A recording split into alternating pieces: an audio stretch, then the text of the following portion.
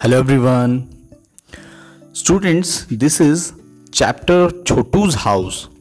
ये एक चैप्टर है क्लास 3 ईवीएस की बुक का और हम इस वीडियो में पार्ट 3 करने जा रहे हैं। मैं इस चैप्टर के पहले ही पार्ट 1 और पार्ट 2 कर पा चुका हूँ। अगर आप लोगों ने अभी तक उन वीडियोस को नहीं देखा है तो प्लीज़ मेरे यूट्यूब चैनल पे जाइए और पहले पार्ट 1 और पार्ट 2 देखिए, तब जाकर आपको ये पार्ट 3 बहुत ज़्यादा अच्छे से समझ आएगा। चलिए स्टार्ट करते हैं। Use of toilet. Simi notice that her friend Billu was getting uncomfortable. Simi ये नोटिस करती है कि उसका फ्रेंड बिल्लू जो है वो बहुत ही अनकंफर्टेबल फील कर रहा है। He was not talking to her, वो उससे बात ही नहीं कर रहा है। Simi, Billu, what happened, you look so dull. क्या बात है, तुम परेशान से दिख रहे हो बहुत ज़्यादा। ये सिमी बोलती है किसको? बिल्लू को। Now Billu, I don't know how to use the toilet properly. Billu बोलता है मुझे टॉयलेट इस्तेमाल करना नहीं आता। Heera ma'am would be on her round and again she would scold me as usual for not using the toilet properly. और वो बोलता है हीरा मैम देखना राउंड पर होंगी तो वो मुझे ज़रूर डांटेंगी। क्यों? क्योंकि मैं ढंग से टॉयलेट इस्तेमाल नहीं कर पाया। Simi, why don't you use the toilet properly then. तो सिमी बोलती है बिल्लू को तो तुम टॉयलेट इस्तेमाल ढंग से क्यों नहीं करते हो? Then Billu, I am scared that I would fall in the toilet pit. तो बिल्लू बोलता है मुझे डर लगता है कहीं मैं इस टॉयलेट का जो गड्ढा है इसके अंदर ही ना गिर जाऊं। Simi, how stupid, and now I know it is you and many of our friends like you who make our toilets so dirty by not using the toilet properly. Don't be scared, be responsible. तो अब सिमी बोलती है stupid मत बनो। मुझे अब पता लग गया किस तरीके से कुछ बच्चे, तुम और तुम्हारे जैसे कुछ बच्चे जिनको टॉयलेट ढंग से इस्तेमाल नहीं करना आता है और जो बहुत डरते हैं, वो टॉयलेट को ढंग से इस्तेमाल नहीं करते और इसी वजह से टॉयलेट बहुत ज़्यादा गंदा हो जाता है। तो इसमें कोई डरने की बात नहीं है। Don't be scared, be responsible, समझदार बनो। Let us now see how to be responsible. चलो अब देखते हैं किस तरीके से रिस्पॉन्सिबल बना जाता है, यानी कि किस तरह रिस्पॉन्सिबली टॉयलेट को इस्तेमाल करना चाहिए। Number 1, use the toilet bye sitting properly, यानी कि टॉयलेट करते समय ठीक प्रकार से बैठना जरूरी होता है।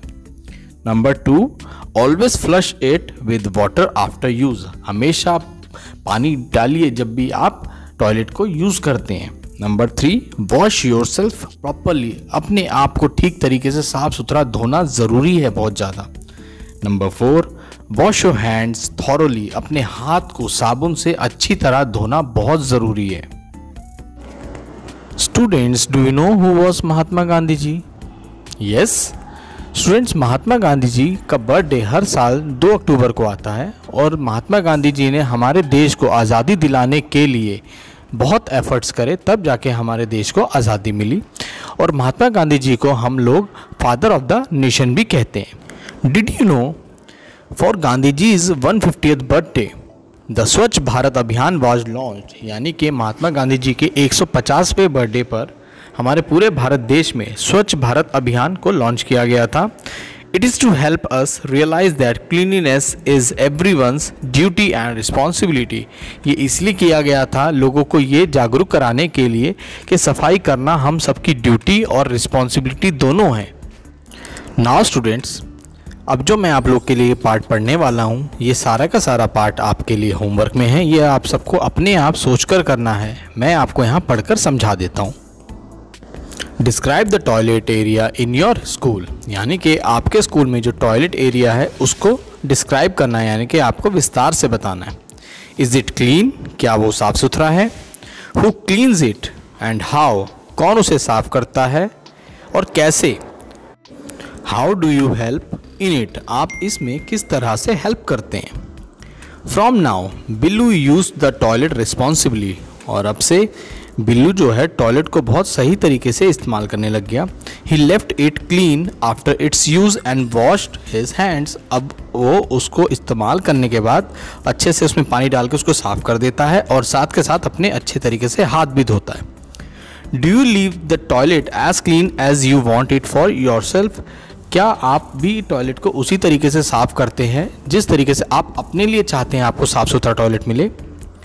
Analyst the times when you wash hands, यानी कि जब जब आप हाथ धोते हैं तो उसको आप लिखिए, जैसे आप खाना खाते हुए धोते हैं, बाथरूम जाने के बाद धोते हैं।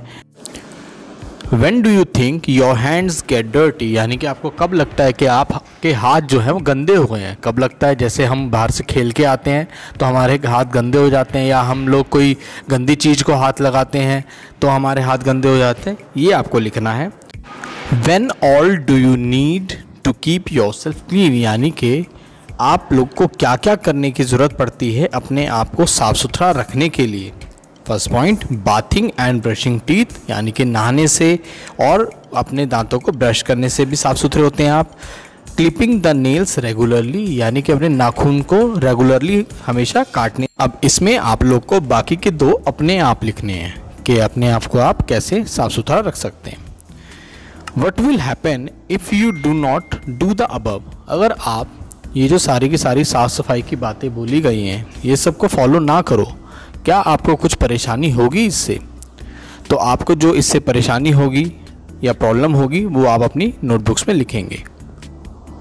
Now students, look how beautifully Lata's house is decorated.